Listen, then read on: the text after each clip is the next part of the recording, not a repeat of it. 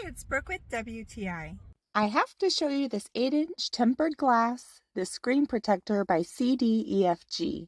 This fits like a glove for your Toyota Corolla Cross Hybrid, the 2023-2024 models. I have the 2024. I love how beautiful this looks after installation.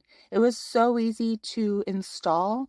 The instructions were very easy to understand. Comes with your wet wipe, your dry wipe, and your dust removal stickers. It also has 2 positioning tabs, so you can very easily place your screen protector onto your screen, and also the back protective layer.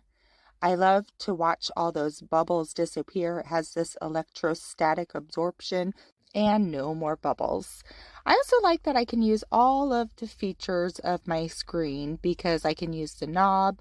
I can have the touch sensitivity because it has a touch sensing layer, and it's really easy to use as if there was no protector on there, but there is, so I'll be able to have this looking brand new for a very long time.